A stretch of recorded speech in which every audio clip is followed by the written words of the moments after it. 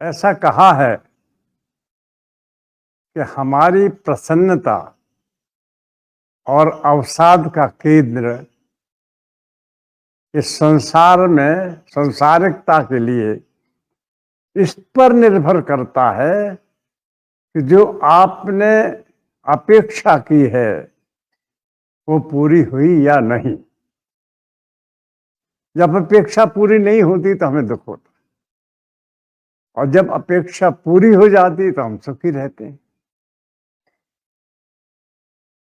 मेरा आपसे कहना यही है कि जहां तक इस लेक्चर का प्रश्न है उसमें आप अपेक्षा ज्यादा नहीं रखें तो आप प्रसन्न रहेंगे। अगर आपने अपेक्षा ज्यादा रखी और वैसा नहीं हुआ तो आप दुखी रहेंगे। तो ये मेरा विनय पूर्वक निवेदन है कि आप इतनी छोटी सी अपेक्षा रखिए और तो आप खुश रहेंगे। आज का विषय ऐसा है जो बहुत ही आज के समय में प्रचलित और अपेक्षित है।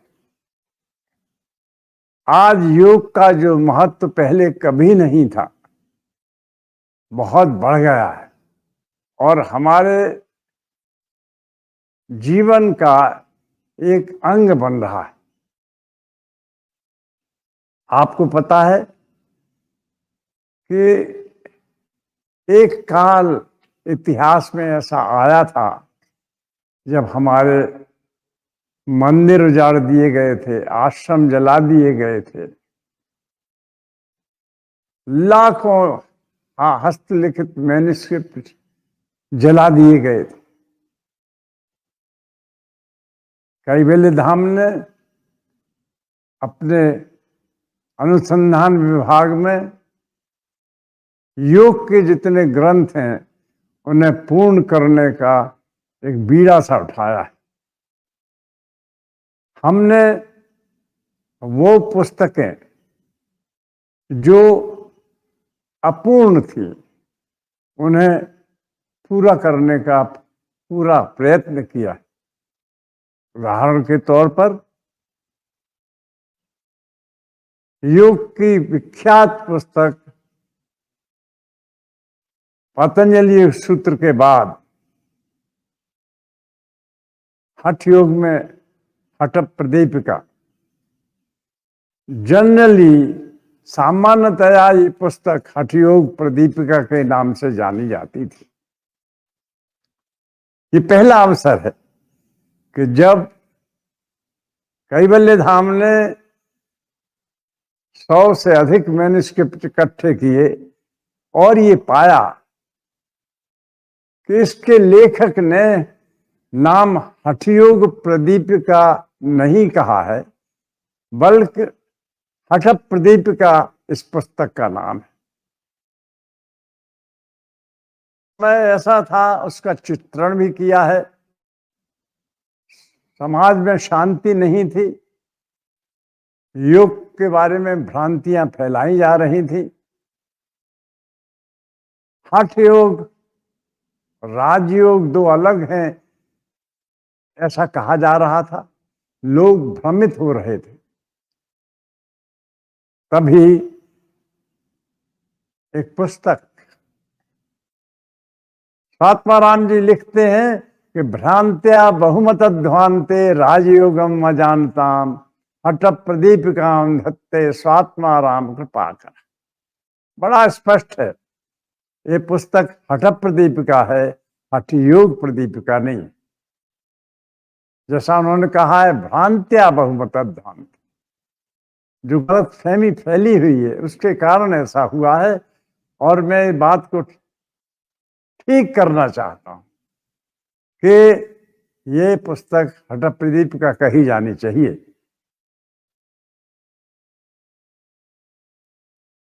उन्होंने स्पष्ट किया है कि कोई भी भेद नहीं है राजयोग और कोई लड़ाई नहीं है राजयोग और हठ योग में। बड़ा स्पष्ट उन्होंने कहा हठ बिना राज, राजयोगम बिना हठ न सिद्ध्यति। एक दूसरे के बिना नहीं रह सकते। तो इस इतिहास की पृष्ठि लेके हम ये विचार करें कि आखिर उस समय यम और नियम की चर्चा क्यों नहीं? हठप्रदीपिका में यम और नियम का रेफरेंस तो है, लेकिन विस्तार में चर्चा नहीं है। तो वो जो अधूरापन था कैवल्य धाम को खटक रहा, और कैवल्य धाम स्वामी केवल्यानंद जी ने बीड़ा उठाया कि जो अधूरी किताबें रह गई हैं उन्हें हम इकट्ठा करके तमाम मैन्युस्क्रिप्ट जनता से प्राप्त करके, मंदिरों से प्राप्त करके फिर उन्हें पूरा किया जाए। हठप्रदीपिका में जो बाजार में थी खेमराज श्री कृष्णदास की या थियोसॉफिकल सोसाइटी की, वो 4 अध्याय की थी। इतनी संपूर्ण कॉलोफोन नहीं था। तो हमने जब 1 से 2 मैन्युस्क्रिप्ट इकट्ठे किए, उनमें से कुछ मैन्युस्क्रिप्ट ऐसे थे जहां 5वां अध्याय था, और 5वां अध्याय बड़ा प्रमुख, जिसका संबंध गलत अभ्यास करने का कारण होने वाले रोगों के लिए, विकृति के लिए था। ये मान के चले हैं, जैसा कि कहा है कि हम गुरुपदिष्ट मार्गेण प्राणायाम समभ्यसेत, हम जब नहीं किसी की राय लेते, अनुभव सिद्ध से हम नहीं सीखते हैं, तो कोई भी विकार हो सकता है। उन्होंने लिखा है, 5वें अध्याय की शुरुआत है, प्रमादी युज्यते यस्तु नाना दोषस्य जायते तद दोषस्य चिकित्सार्थम गतिर्वायम निरूप्यते। जब प्रमाद में आकर हम अपनी कल्पना के आधार पर कुछ अभ्यास करते हैं, उससे विकार उत्पन्न होता है और हम मुसीबत में फंस जाते हैं। इसलिए 5वें अध्याय का महत्व बहुत है, जो पुस्तक बाद में अनुसंधान के बाद प्रकाश में कैवल्य धाम ने की।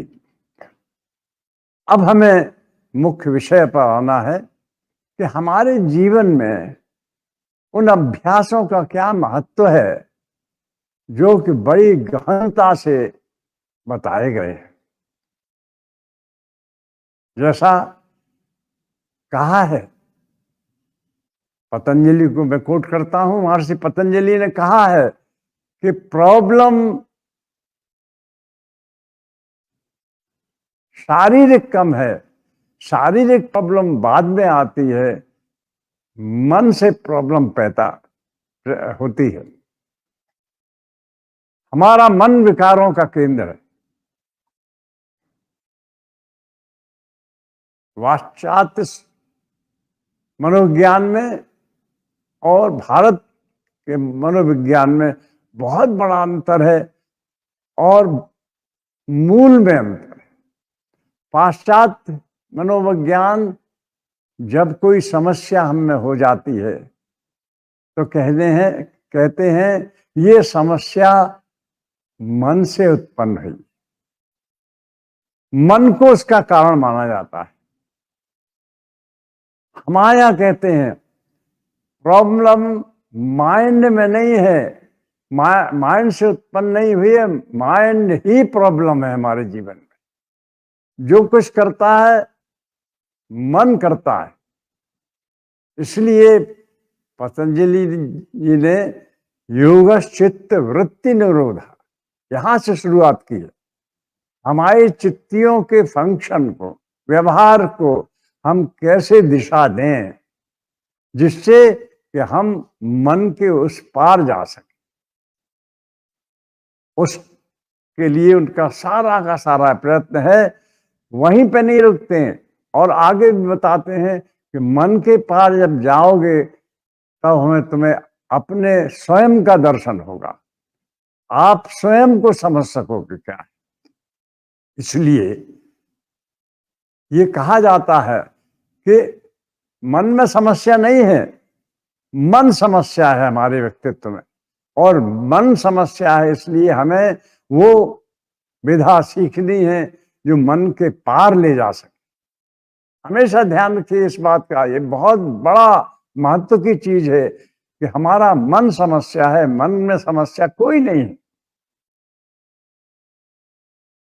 एक सोचिए, हम हैं जैसे, और हमें आज डॉक्टर ही कह दे कि आपको कैंसर है, तो शरीर का दोष नहीं है, दोष है मन का। वो ये समझ जाएगा कि बस अब हमारा मृत्यु निकट है, कैंसर हो गया। इसलिए सारा का सारा उपाय, हम मन के पार कैसे जाएं, मन को हम पीछे कैसे छोड़ें, ये योग की आधारशिला है। अब प्रश्न आता है कि इसके उपाय में क्या बताया है। कहते हैं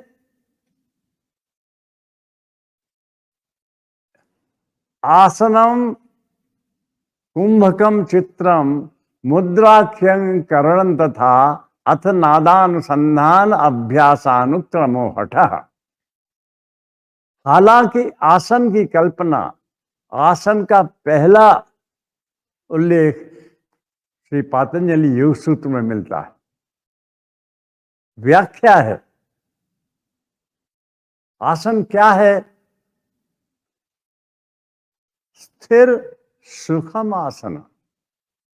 आसन वो विधा है जिससे हमें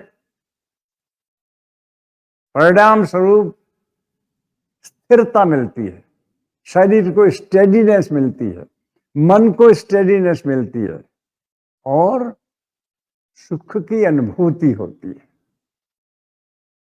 ये बहुत बार ऐसा एक्सप्रेशन दिया जाता है कि जो सबसे सरल है, जिसको बड़ी सरलता से किया जा सकता है और जिसके करने से सुख की अनुभूति होती है, वो आसन है।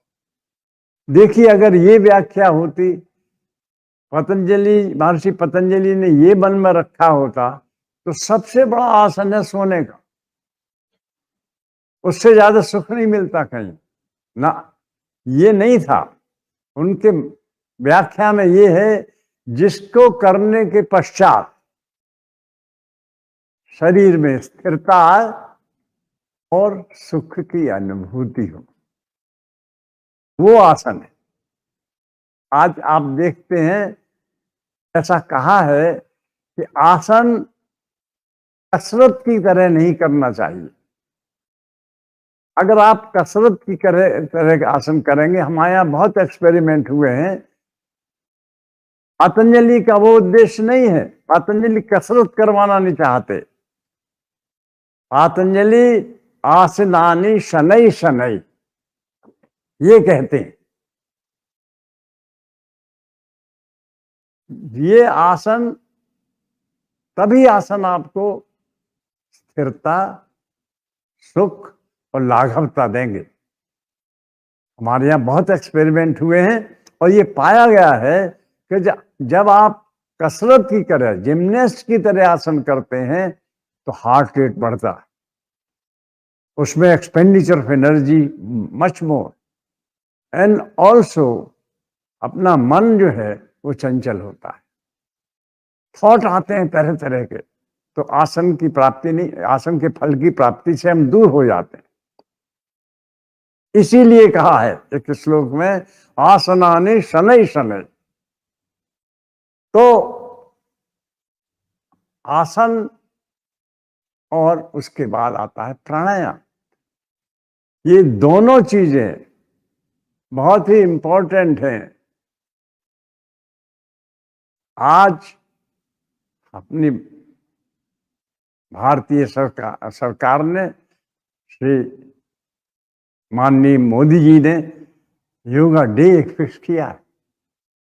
भारत की खोई संस्कृति को पुनः जीवन दे रहे, और ये वो दिन दूर नहीं है जबकि भारतीय संस्कृति का उत्थान पुनः होगा और प्रत्येक व्यक्ति ये अनुभूति करेगा कि वास्तव में आसन क्या है, तो आप समझिए आसन करने से क्या होता है। सबसे बड़ा अनुभव है कि जब हम आसन जिम्नास्ट की तरह करते हैं, शीघ्रता से बलपूर्वक करते हैं, तो आसन आसन नहीं रह जाता, आसन कसरत बनता है। एक्सपेंडिचर ऑफ एनर्जी बहुत होती है, श्वास प्रश्वास शीघ्र होता है और हमारा मन भी विचलित हो जाता है। इसलिए जो महर्षि पतंजलि ने व्याख्या की है स्थिर सुखम आसना, हमें जो जिससे करने से स्थिरता मिलती है, मन की और शरीर की दोनों की, और सुख की अनुभूति होती है, हल्कापन लगता है, लाघवता लगती है, वो आसन है। और उसका परिणाम हमने देखा है कि ये आपको तमाम रोगों में से मुक्ति दिला सकता है। मैं अपने ऊपर की हुई घटना बताता हूं। हम ऐसा डायग्नोस हुआ कि प्रोस्टेट इनलार्ज हो गए। प्रोस्टेट इनलार्ज हो गया है तो सर्जरी जरूरी है। हम एडमिट हो गए बॉम्बे हॉस्पिटल में। रात को सोते के पहले हमारे दिन में ख्याल आया कि आखिर इनलार्जमेंट ऑफ ये प्रोस्टेट का मतलब क्या है। तो मैंने पढ़ा डॉक्टरों से, तो उन्होंने कहा साइज में बढ़ जाता है because of the air and the water. तो हमने अपने मन में सोचा कि अगर हम उद्यान करें which produces A negative pressure, तो उसका परिणाम क्या होगा। आप विश्वास रखिए, मैंने 3 दिन 5-5 उद्यान रोज किए।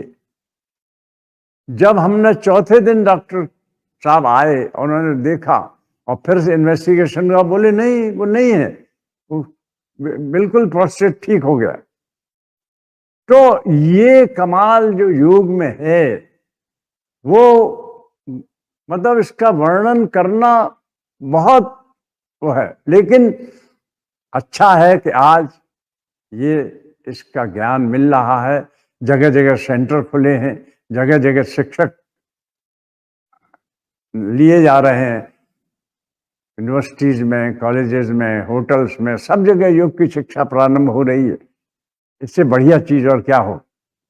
तो आसन का जहां समझ हमारे समझ में, देखिए इन 2 विधाओं को अलग अलग देखना चाहिए। एक, हम ये नहीं कहते कि जिम्नास्ट बुरी है ना, हम बिल्कुल नहीं कहते, ये मेरा सिर्फ ये कहना है आसन को आसन की तरह करें, जिससे कि आपको शरीर में लाघवता मिल सके, स्फूर्ति मिल सके, शक्ति मिल सके। ये आसन का जो कंट्रीब्यूशन है वो हमें मिले।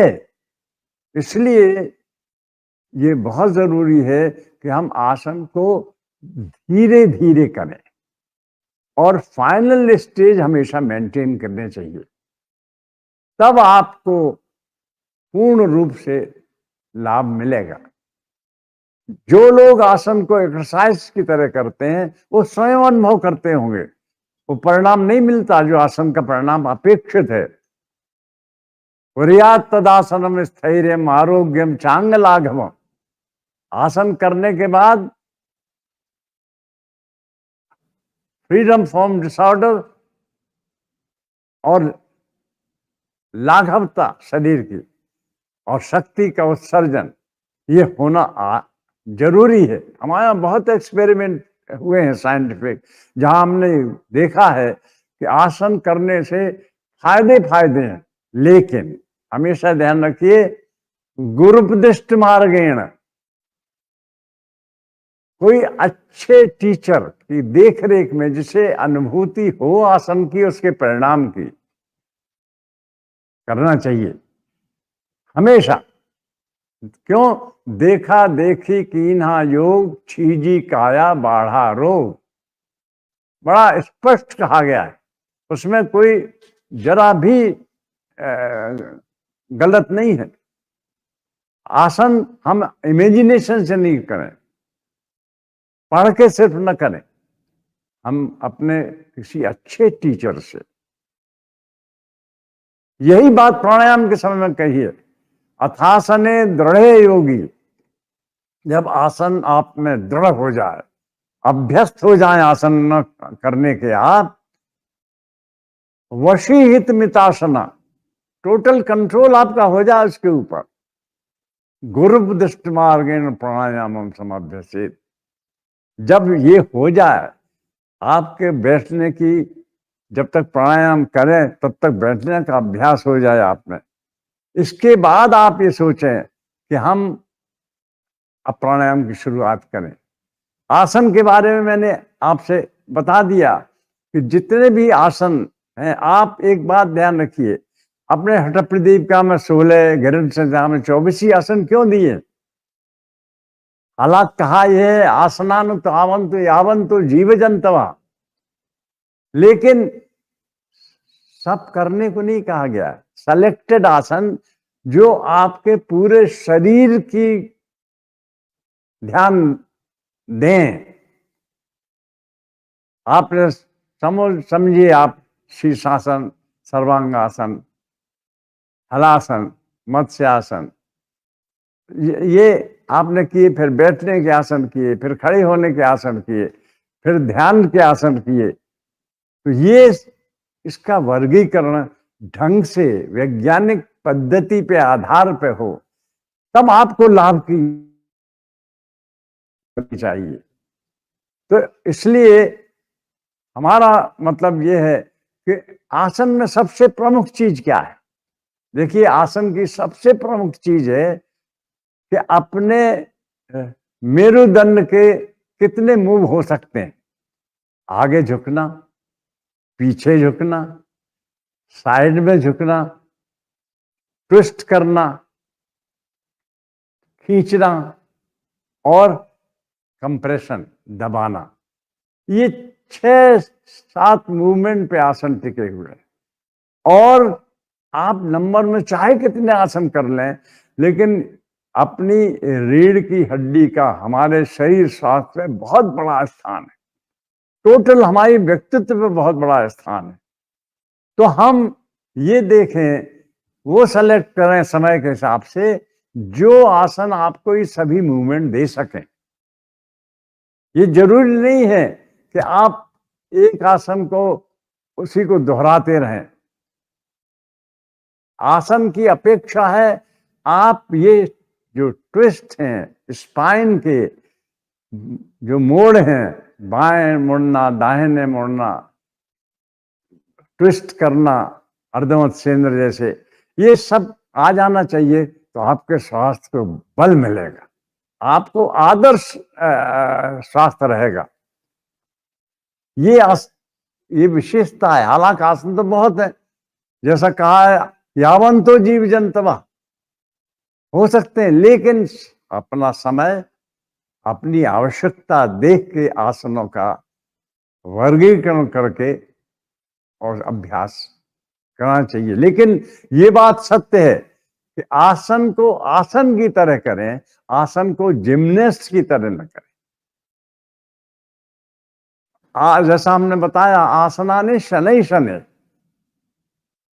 जिम्नेस्ट और कसरत में शरीर की हलचल अधिक होती है, एसिड जहां बहुत बनता है, पसीने जोड़ों में दर्द हो जाता है ना। आसन का ये परिणाम नहीं। आसन तो आपको सुख की अनुभूति कराते हैं।